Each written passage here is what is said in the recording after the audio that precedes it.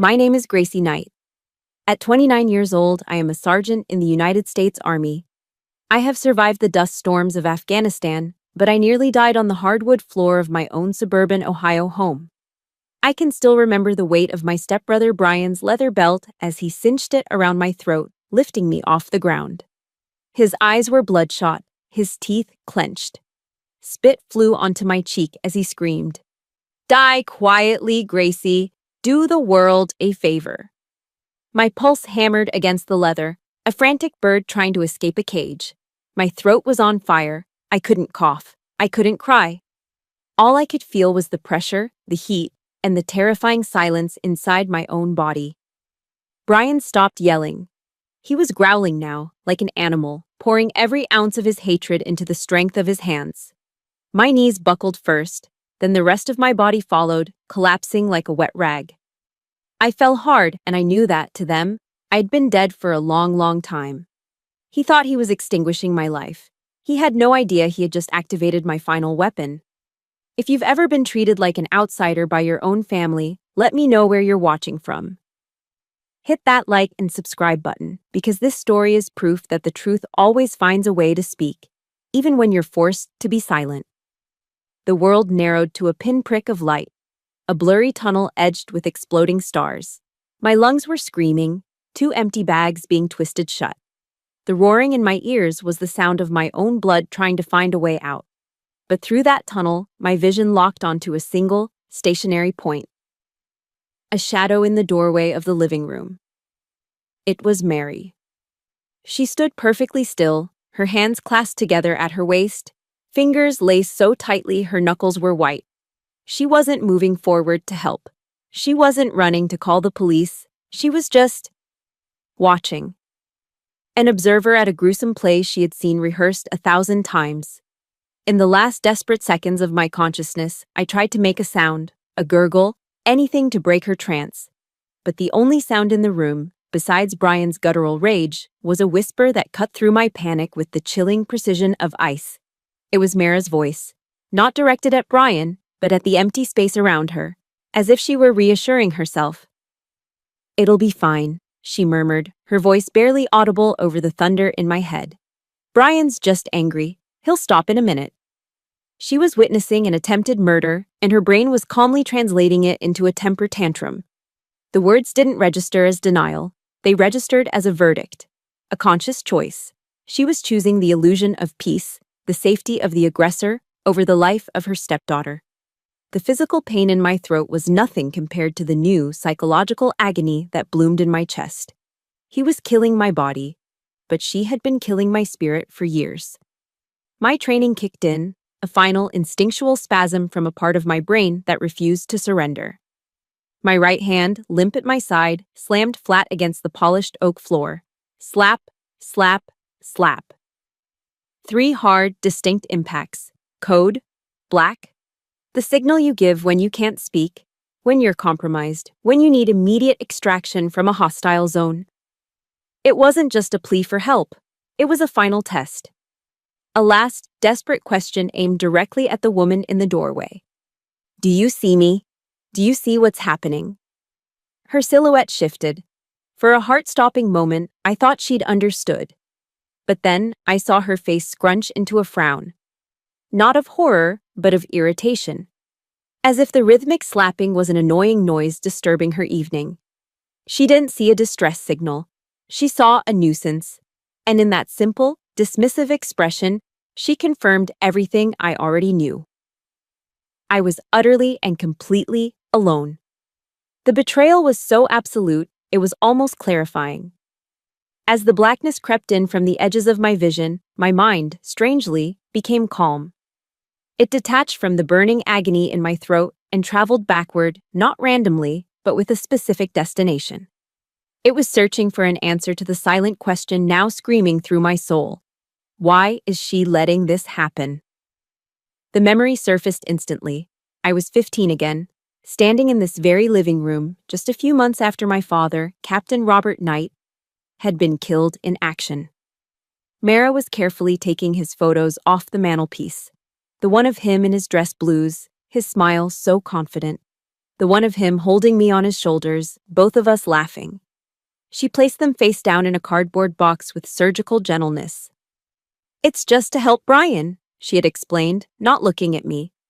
"It's hard for him seeing your dad everywhere. He feels like he can't compete." Even then, I knew it was a lie. It wasn't about Brian's feelings. It was about power. It was the first strategic move in a long, quiet campaign to erase my father's legacy from this house. By removing his image, she was removing his authority, his memory, his honor. And with him gone, she was erasing my place in the family. She wasn't just enabling Brian's jealousy. She was actively clearing the field for his tyranny to take root and grow, unchecked. The empty spaces on the mantelpiece were where my status in this family had died, long before Brian's belt ever found my throat. The memory dissolved, and the present rushed back in a final, crushing wave. The darkness was almost complete. My last coherent thought wasn't of fear, or of my father, or of the life I was losing. It was a cold, clear, tactical inventory.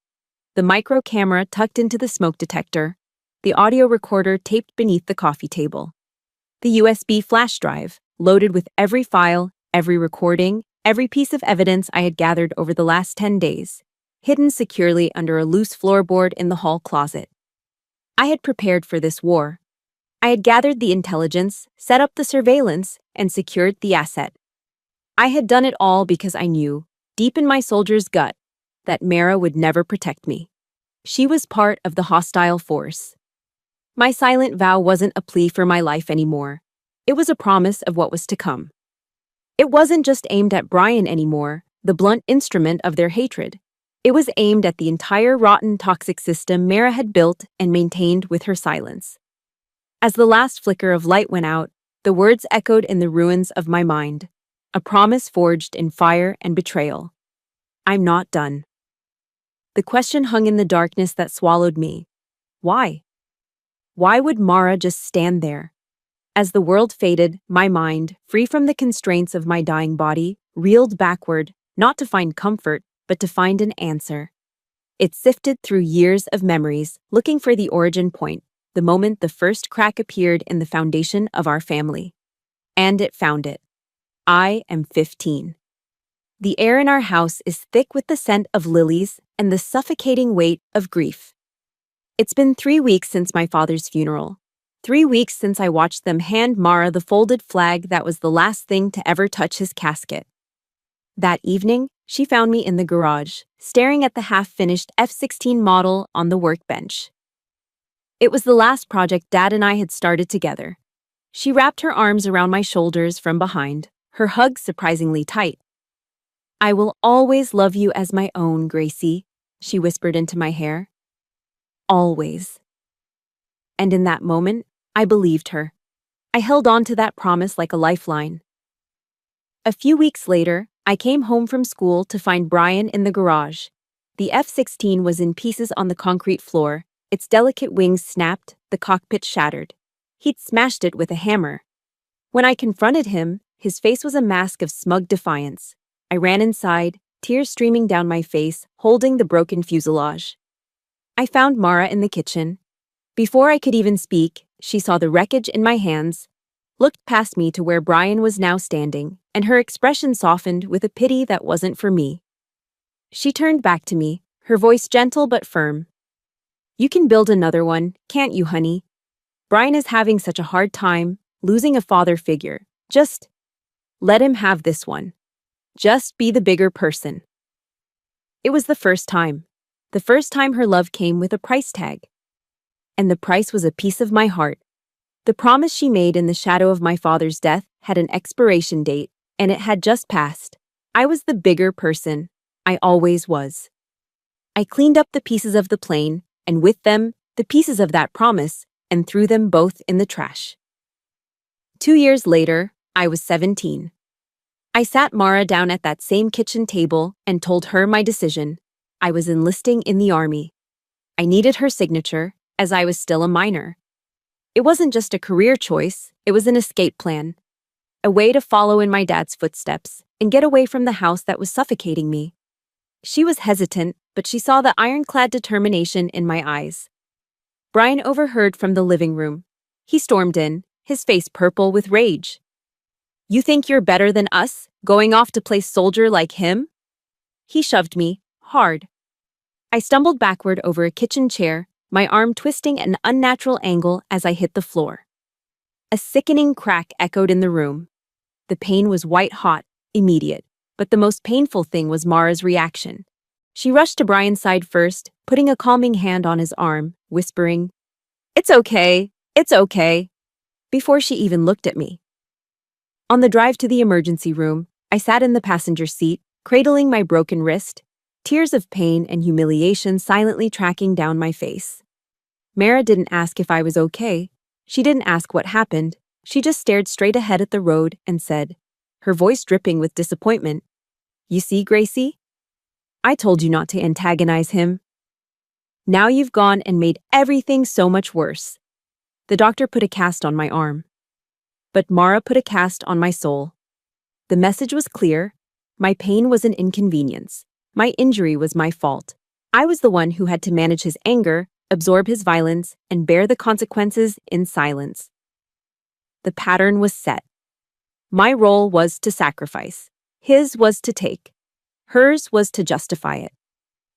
After basic training, I came home on my first leave, walking taller than I ever had in my life. I was a soldier. I had earned my place in the world. I felt so proud when I cashed my first real paycheck. I went to the bank, withdrew almost all of it in crisp $20 bills, and presented it to Mara. "To help out with the bills," I said, beaming. She took the cash, her lips curling into a knowing little smile. She didn't say thank you. She fanned the bills out, and in a voice loud enough for Brian, who was slouched on the couch, to hear, she announced, "Well, look at this. She knows her place. At least she contributes to the roof over her head." Brian just smirked from the sofa, not even looking up from his phone. In one sentence, my gesture of pride and love was twisted into a transaction. A payment. I wasn't a daughter helping her family. I was a tenant paying rent. The uniform on my back suddenly felt like a costume, my pride a childish fantasy. Over the years, Mara perfected her weapon. It wasn't a fist or a belt. It was a phrase, a mantra she repeated so often it became a curse. "Have some compassion for him, Gracie." That phrase excused everything. When I found out Brian had taken money from my wallet, the answer was, "He's just struggling, Gracie. Have some compassion." When he brought his friends over and publicly humiliated my high school boyfriend during a Super Bowl party, making him leave in tears, it was, "He's just being a protective older brother. Have some compassion." The curse created a warped reality where his cruelty was always reframed as a symptom of his own pain, and my attempts to defend myself were selfish. My boundaries were insubordination. My feelings were an attack on his fragility. I was taught that being a good daughter, a good sister, meant being a punching bag, both emotionally and, as I would learn, physically. It meant absorbing everything and expecting nothing. If you've ever had to listen to endless excuses made for someone who was hurting you, hit that like button to show some support. And if you know what it's like to be the bigger person until you feel like you're about to break, just type the word excuses in the comments below. Let's see how many of us there are. I learned my lessons well. I became an expert at being quiet, at making myself small, at swallowing my own pain to make room for his. But you can only compress a spring for so long before it snaps. Looking back now, I have to ask myself, when does being a good person stop and self-destruction begin? The question I asked myself in the blackness, when does being a good person stop and self-destruction begin, was answered the moment I stepped out of the taxi. I had a 10-day leave, a brief window of peace carved out from a life of discipline and duty.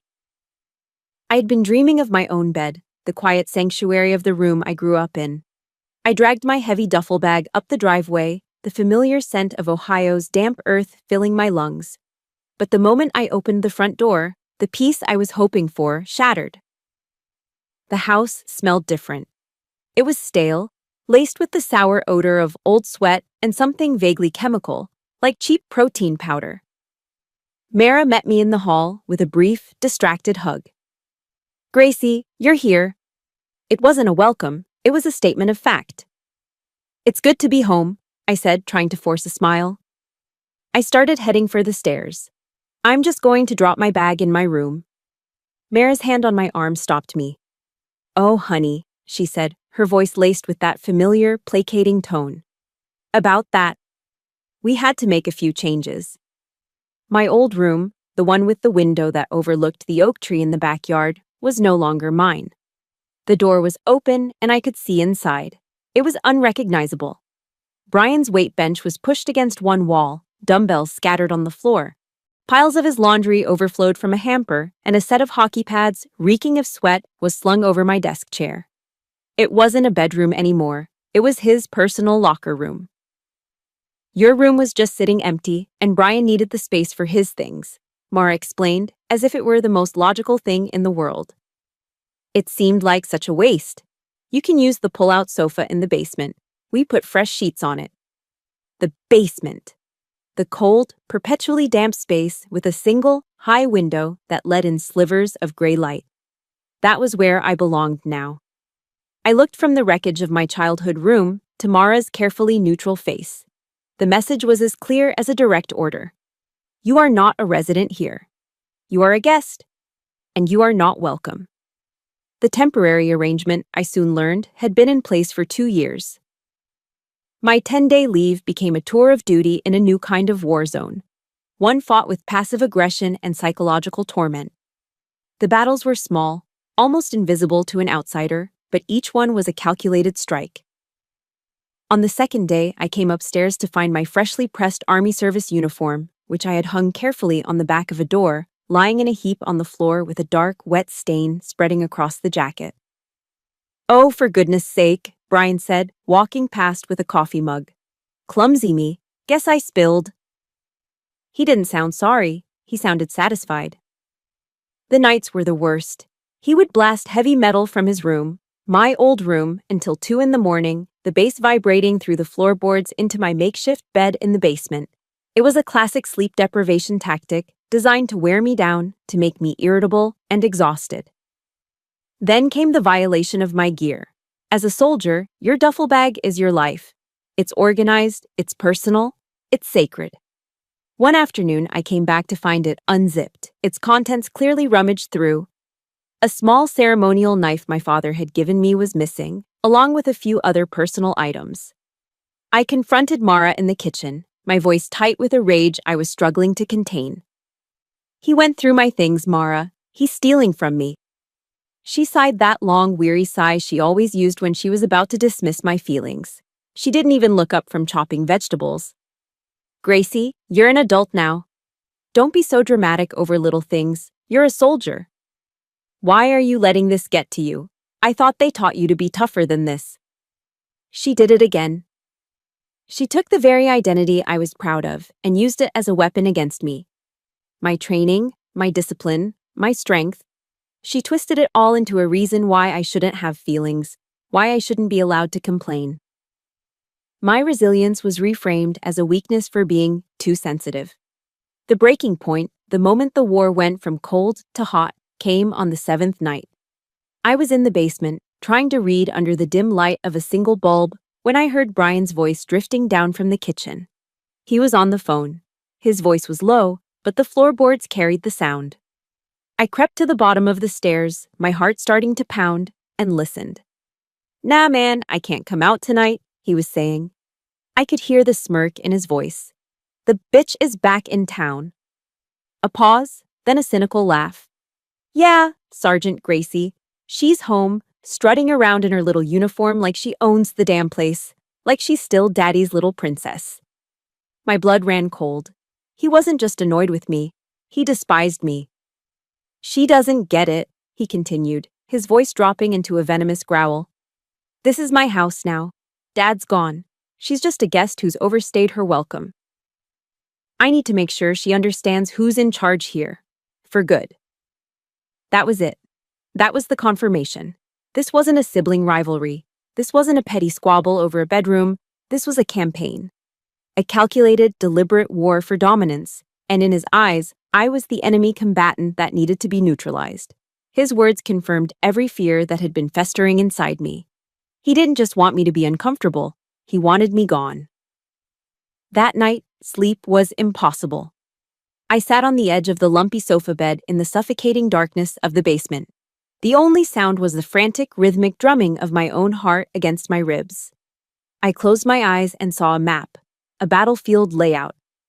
This house was no longer a home, it was a hostile environment, and my training had taught me exactly how to operate in a hostile environment.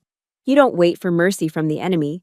You don't appeal to their better nature. You gather intelligence. You document everything. You prepare your defenses.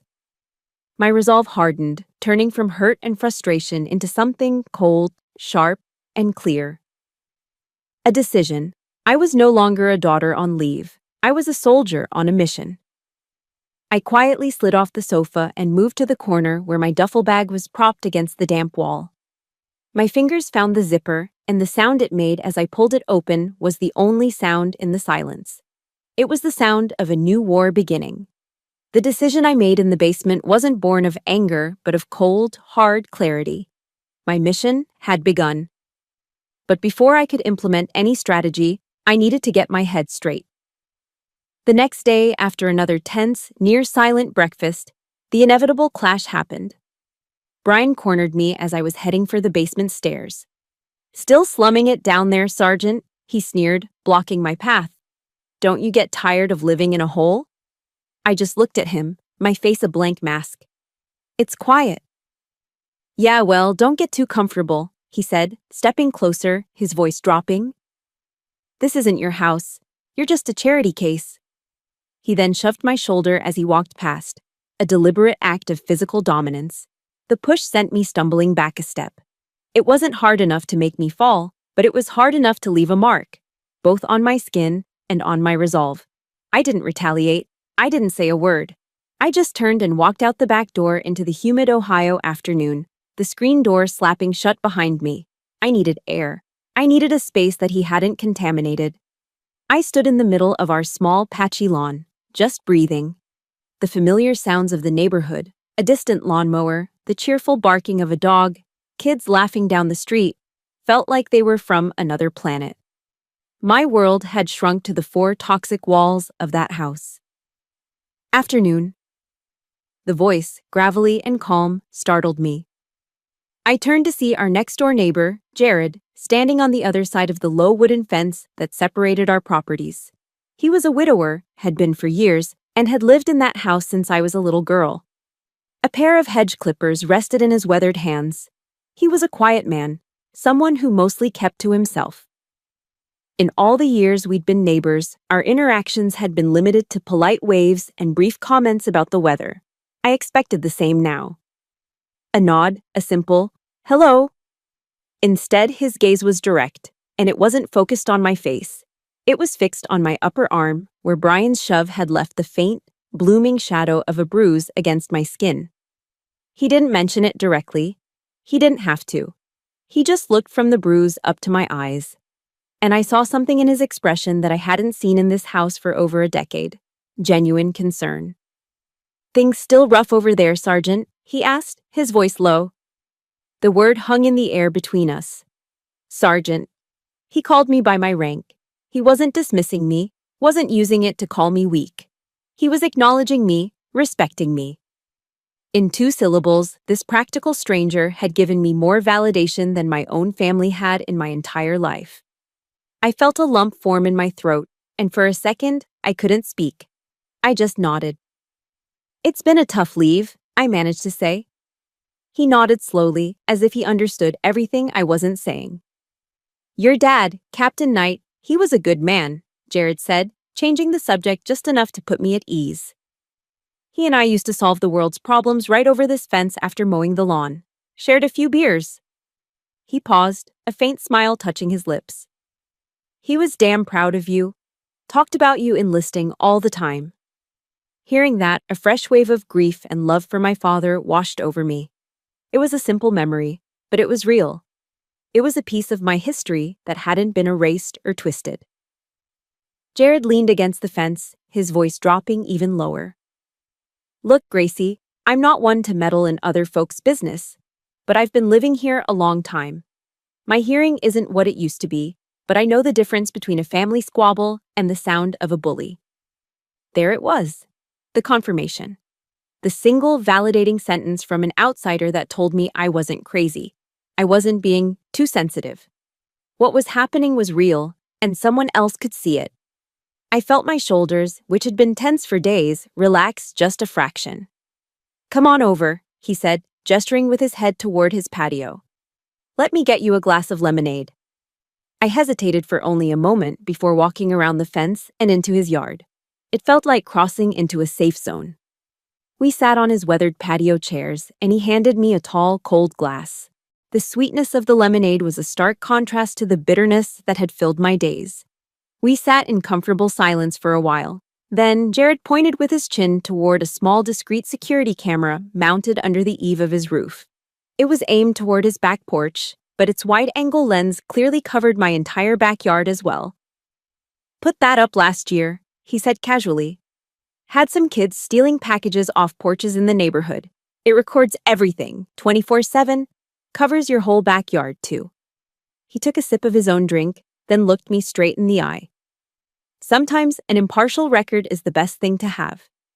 He didn't elaborate, he didn't offer advice or tell me what to do. He just gave me the information. He armed me with a piece of intelligence that was more valuable than any weapon. For the first time since I'd come home, I didn't feel completely outflanked. I had a piece of high ground. I had an ally providing overwatch. When I stood up to leave, I tried to find the words to thank him, but they felt inadequate. "Jared, He held up a hand, stopping me. He stood up, and I saw the faded outline of a globe and anchor tattoo on his forearm, the emblem of the U.S. Marine Corps. He looked at me, not as a neighbor's kid, but as a fellow service member. "Listen to me, Sergeant," he said, his voice firm but kind. "Marines and the Army might give each other hell all the time, but we never, ever leave a soldier behind. You understand me?" I nodded, the lump returning to my throat. "If you need anything at all, you don't hesitate. You've got someone watching your six." I walked back to my house, the promise from a man who barely knew me echoing in my mind. It was a promise built on a code of honor, and it had more weight, more truth, than 1,000 empty promises from the woman who was supposed to be my mother. I descended the stairs back into the cold basement, but this time, I didn't feel alone. My mission was the same, but the battlefield had changed. I now had an ally, and I had a plan. Jared's promise was a shield, but a shield doesn't win a war.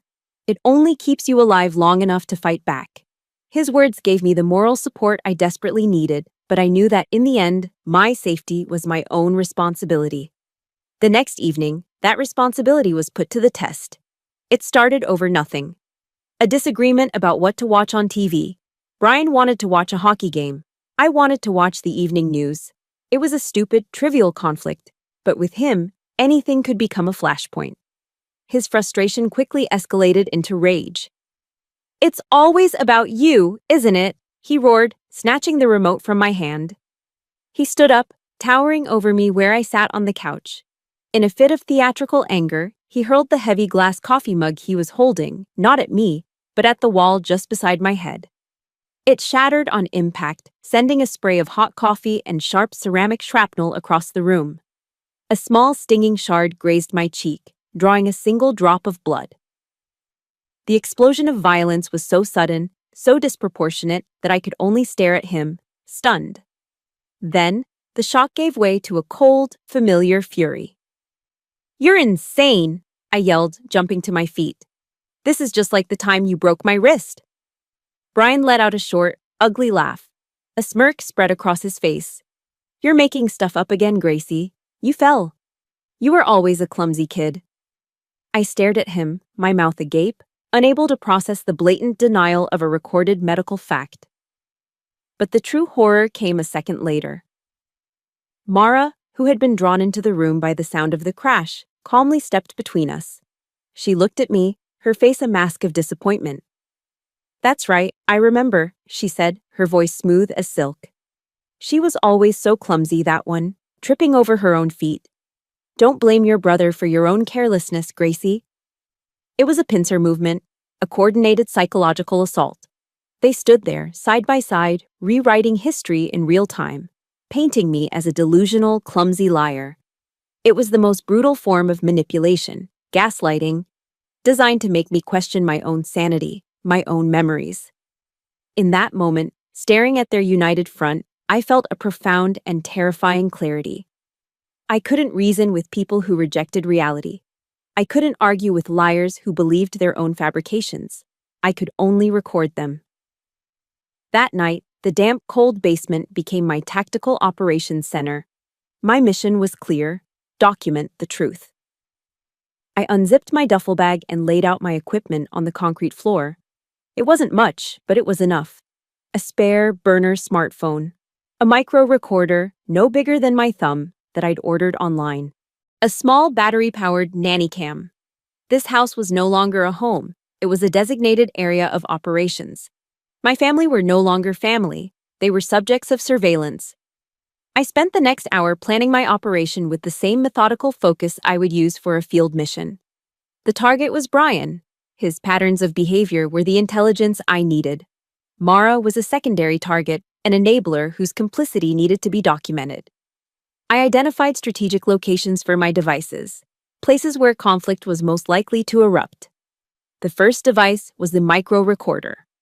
The next morning, before anyone else was awake, I slipped upstairs and secured it with a piece of duct tape to the underside of the dining room table. It was a high-traffic area, a place where they often talked when they thought no one was listening. The payoff was immediate and more chilling than I could have imagined. That evening, I retrieved the device and huddled in the basement, listening to the recording through my earbuds. The audio was clear. It captured the clinking of forks and knives, then Brian's voice, thick with annoyance. "I can't wait until she's gone," he whined. "It's like having a ghost in the house, a ghost that thinks it pays the mortgage." Then Mara's voice, low and conspiratorial. "Just be patient, honey. A few more days. It'll be over soon." A pause. "I spoke with the lawyer again last week, just to be sure. Robert's will, it's all taken care of. Everything goes to you. She won't get a dime." A cold dread, sharp and suffocating, washed over me. I had to play it back twice to believe it. This wasn't just about resentment or jealousy anymore. This was a calculated, long-term conspiracy. This was about money.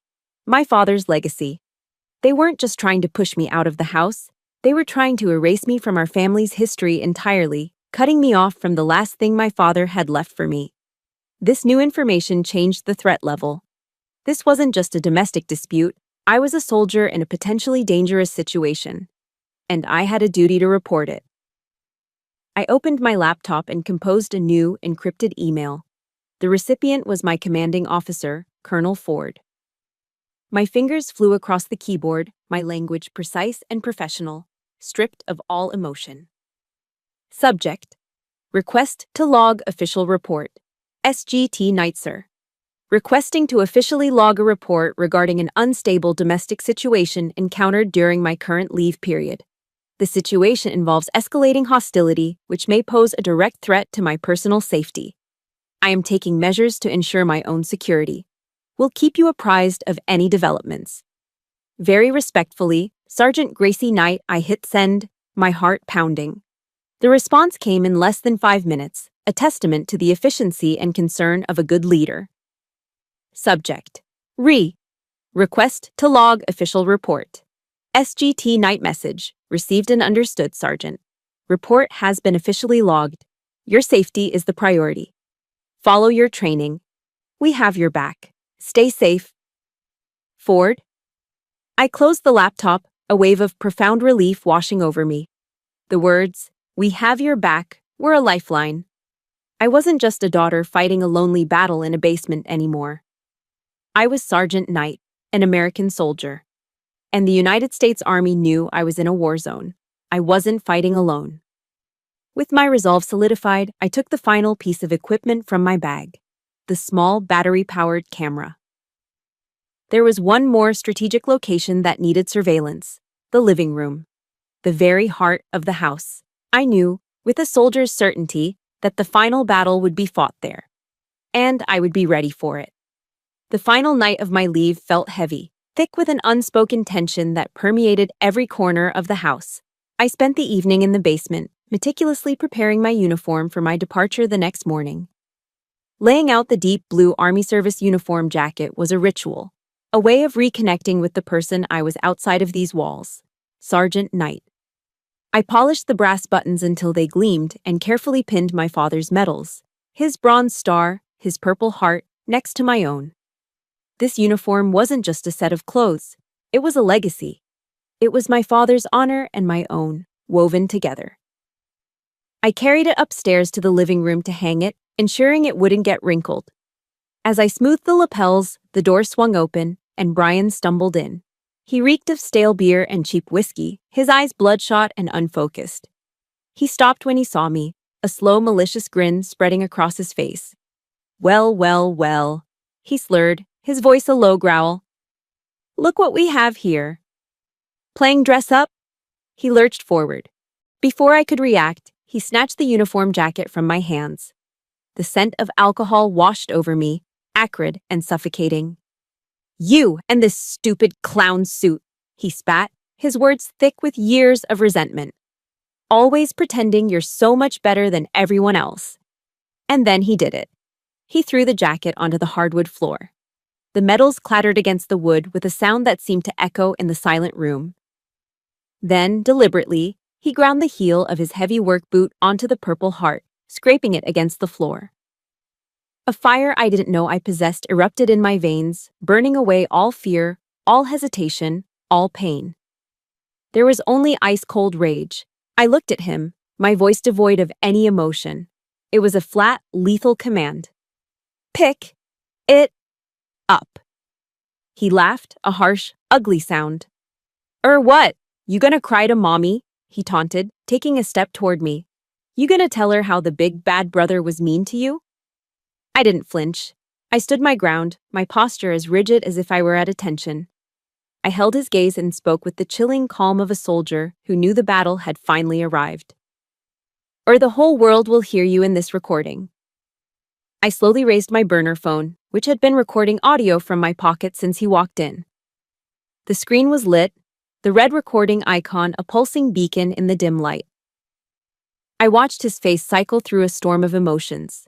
First, drunken confusion. Then, dawning comprehension. It was followed by a flash of pure, animal panic in his eyes. And finally, as he realized he was cornered, the panic morphed into something else, something terrifying. A mask of pure, unadulterated malice. The last shred of humanity vanished from his face, replaced by the primitive rage of a predator.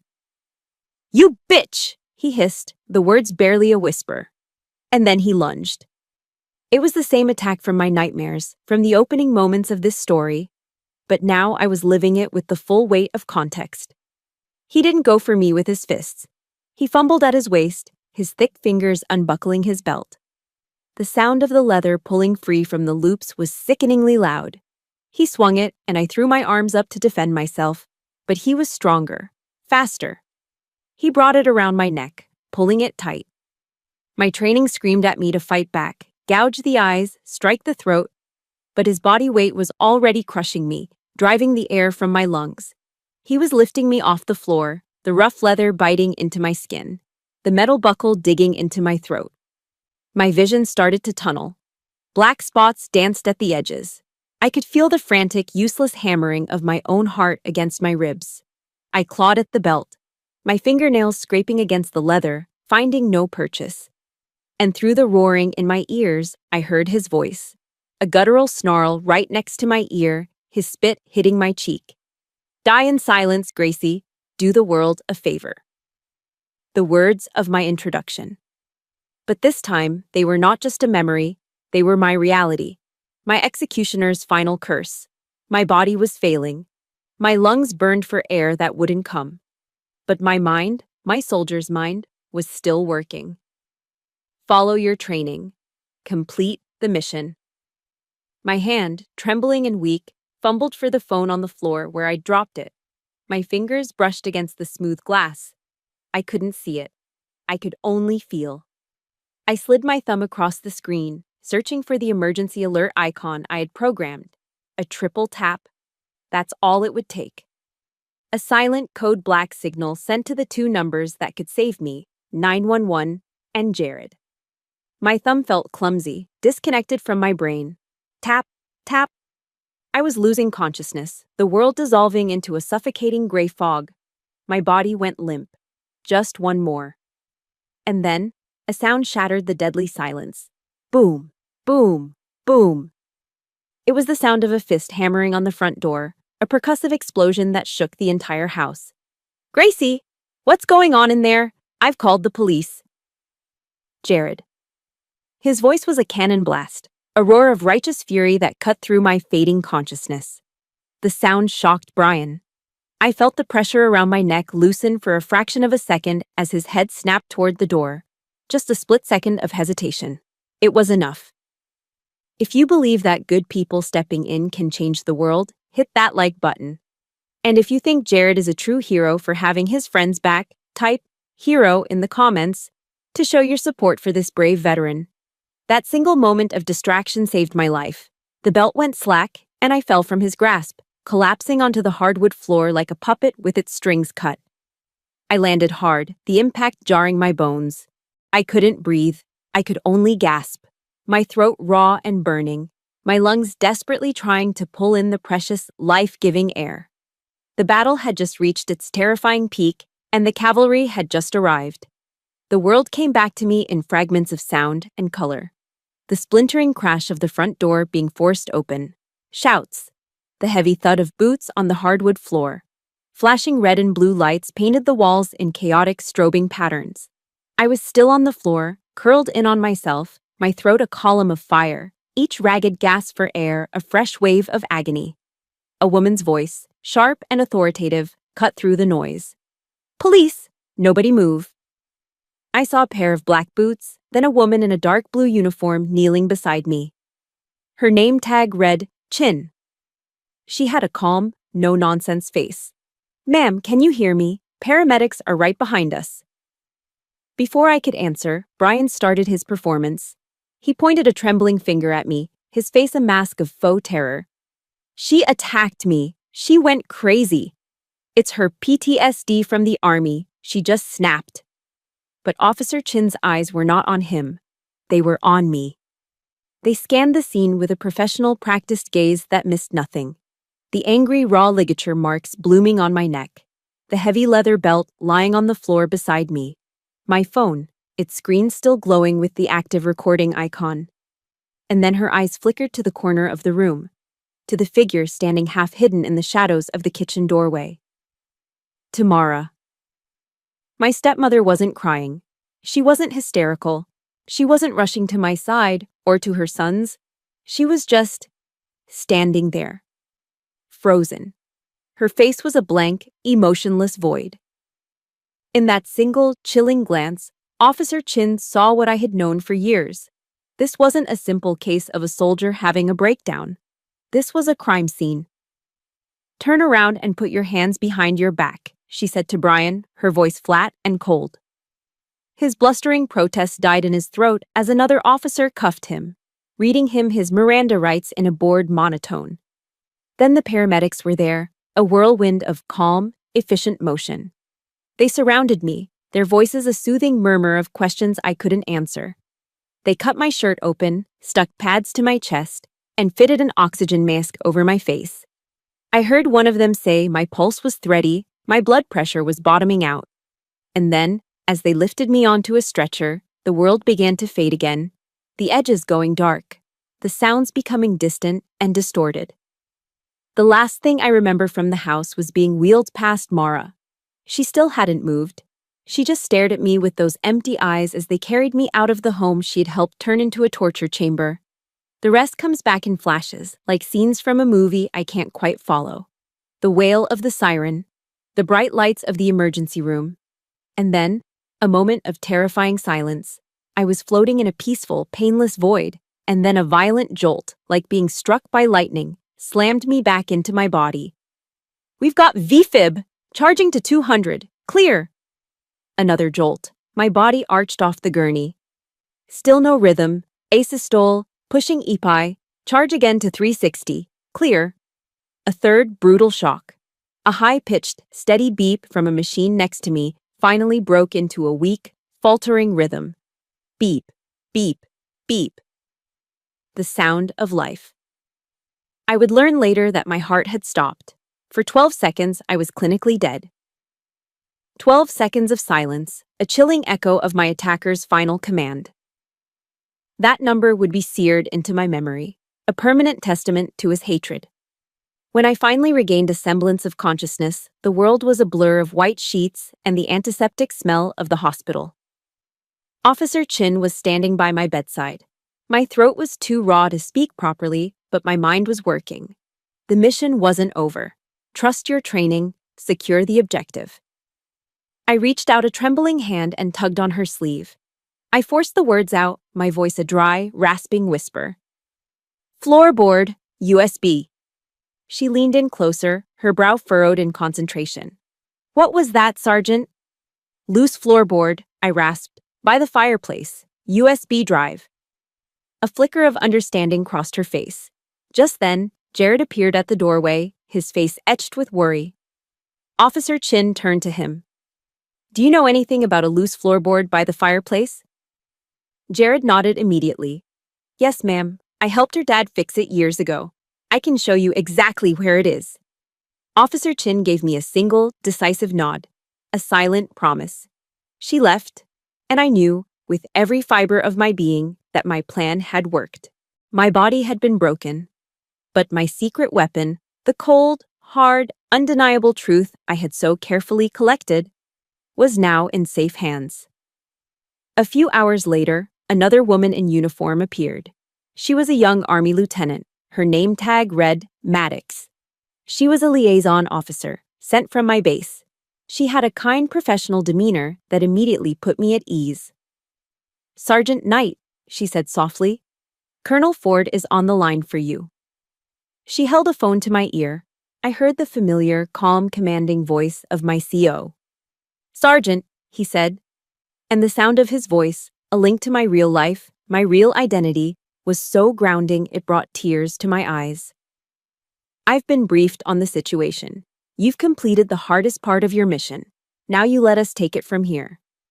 I listened, tears silently streaming down my face into the hospital pillow. The Army's Family Advocacy Program has been notified, he continued, his voice a rock of stability. The FBT protocol has been initiated. You will have full legal and psychological support. You are protected, Sergeant. We have your back. I couldn't speak. I could only cry. They weren't tears of pain, or fear, or anger. They were tears of pure, unadulterated relief. The war I had been fighting alone for so long was finally over. The professionals had taken charge. My evidence was safe.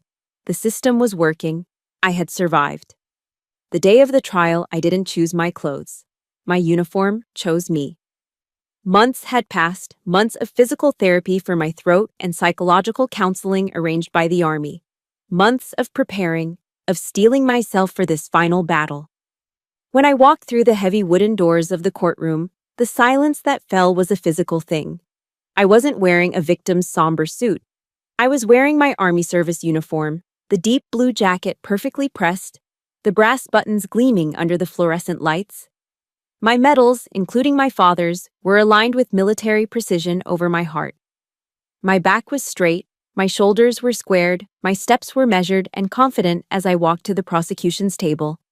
I was not here as Gracie Knight, the broken stepdaughter. I was here as Sergeant Knight of the United States Army, an officer who had sworn an oath to the truth. I felt their eyes on me. I turned my head slightly and saw them. Brian, looking pale and sullen in an ill-fitting suit, sat beside his lawyer. And next to him, Mara.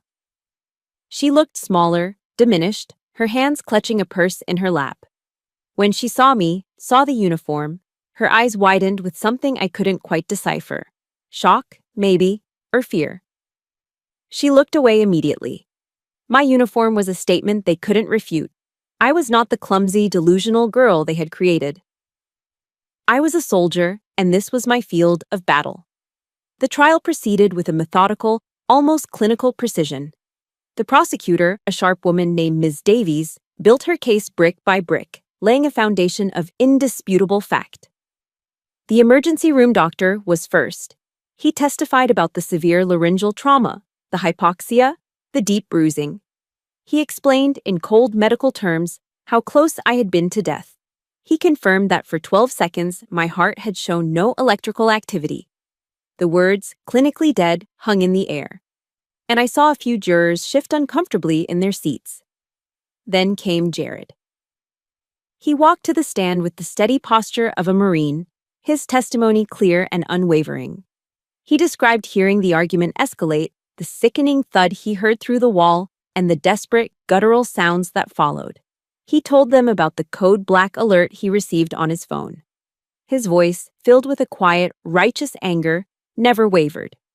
He was the anchor of truth, the outside world confirming that the horrors inside that house were real. And then, Ms. Davies called her next witness. The prosecution calls Mara Miller to the stand. Mara walked to the witness box as if in a trance. Her testimony was a masterpiece of minimization. She painted a picture of a difficult family dynamic, of two siblings who just didn't get along.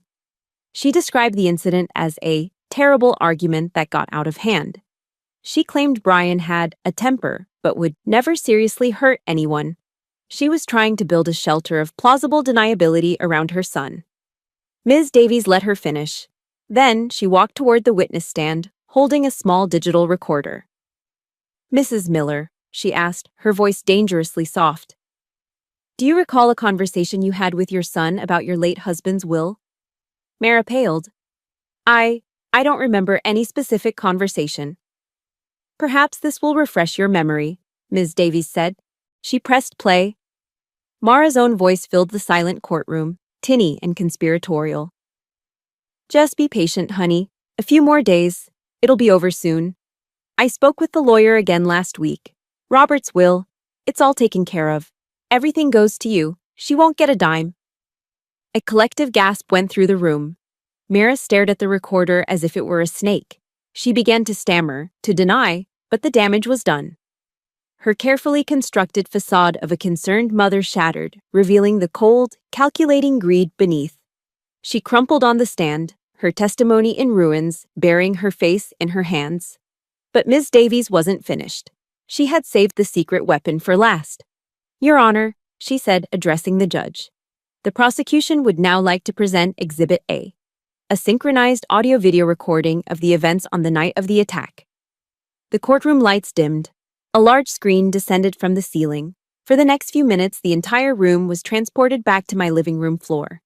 They saw it all through the grainy, unblinking eye of the nanny cam, perfectly synced with the crystal-clear audio from my phone. They heard the slam of my uniform on the floor. They heard Brian's slurred, venomous words. They heard my cold command, "Pick it up." They heard my voice, calm and steady, revealing the existence of the recording. And then they saw the lunge. The video was brutal, chaotic, but the audio was the true horror. The jury listened in rapt, horrified silence. They heard my choked, desperate gasps for air. They heard the sickening sound of the leather belt tightening. They heard Brian's guttural, animalistic snarls. And then, they heard the words that sealed his fate, whispered with pure malice. "Die in silence, Gracie." The sound of Jared's fist hammering on the door was like a gunshot in the silent courtroom. The video ended. The lights came up. There was no sound, save for the quiet, choked sob of a juror in the back row, a middle-aged woman who was wiping tears from her eyes. The rest of the jury just stared at Brian, their faces masks of cold disgust. They didn't need much time. The jury filed out and returned in just under 2 hours. The foreman, a grim-faced man in his 60s, refused to look at the defendant as he handed the verdict to the bailiff. The judge read the single sheet of paper. "On the charge of attempted murder, we the jury find the defendant, Brian Miller, guilty." The word landed like a hammer blow. The judge proceeded directly to sentencing, citing the overwhelming evidence and the brutal nature of the crime. "Brian Miller, I hereby sentence you to a term of 12 years in state prison." That's when Brian finally broke. He exploded from his chair, a stream of vile curses erupting from his mouth, all directed at me. "You did this! You ruined my life! You bitch!" But I didn't look at him. I didn't give him the satisfaction.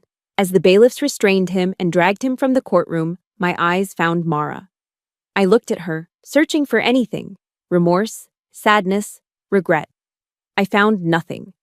Her eyes were empty, hollowed out, a vacant space where a soul should have been. In that moment, I understood. Justice had been served. But the price was a family that had been irrevocably, completely, and finally shattered. The war was over, but I was standing alone in the ruins. You would think that the moment the judge's gavel fell, the moment justice was served, a wave of elation would wash over me. You would think I'd feel triumphant, victorious. I felt none of that. As I walked out of the courthouse, past the scrum of local news reporters, the only thing I felt was a profound, bone-deep exhaustion. The war was over, but the adrenaline had faded, leaving behind nothing but the hollow ache of the battlefield. The army, true to its word, took care of me. I was granted extended leave and checked into a quiet, discreet recovery facility for service members in a peaceful corner of Virginia. It wasn't a hospital, it was a sanctuary. A place for soldiers to heal from wounds that weren't always visible. My days fell into a gentle rhythm of therapy sessions with a brilliant psychologist named Dr. Evans, long walks through the wooded grounds, and hours spent simply sitting in silence, learning how to breathe again without the constant weight of fear on my chest. Dr. Evans was the one who handed me a book. "I think this might speak to you," she said. It was Daring Greatly by Brené Brown.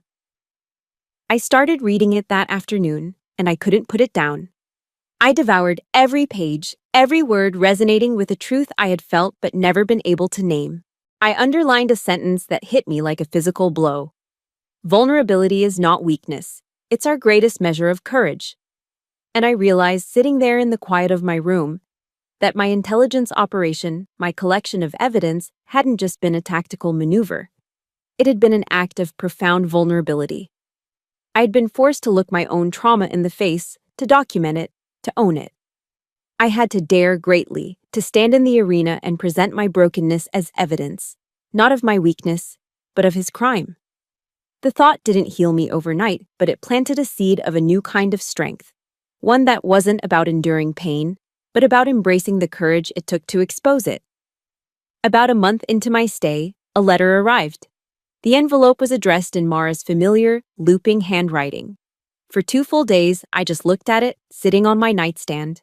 It felt like a ghost from a past I was trying so hard to escape. Finally, with Dr. Evans's encouragement, I opened it. The letter was 5 pages long, a rambling, self-pitying monologue.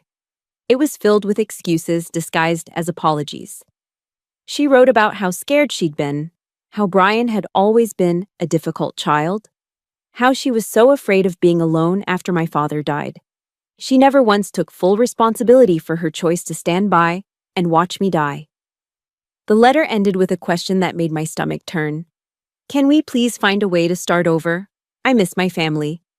I read it once. Then I read it again. The old Gracie would have felt a surge of rage. The younger Gracie would have felt a flicker of pity. But the Gracie sitting in that room felt neither. All I felt was a deep, quiet, and profound sadness. A grief for the mother I never had, and the family she was still trying to pretend we were. I mourned the loss of an idea, a dream of what could have been. I spent the next week thinking about my response. I knew I had to write back, not for her, but for me. I needed to draw the final line in the sand. I sat down with a pen and a single sheet of nice stationery. My hands were steady. "Mara," I wrote, "I have read your letter. I believe that on some level, you are sorry for what happened. But forgiveness and reconciliation are not the same thing. Forgiveness does not require me to forget, nor does it require me to re-enter a situation that nearly cost me my life. So, yes, I forgive you. I forgive you for my own sake, so that I no longer have to carry the weight of your choices. I wish you peace. But our paths must now go their separate ways. This is not an act of hatred. It is an act of self-preservation. This is my boundary." I signed my name, folded the letter, and sealed the envelope. As I dropped it into the mailbox, I didn't feel anger or even sadness anymore. I felt clean.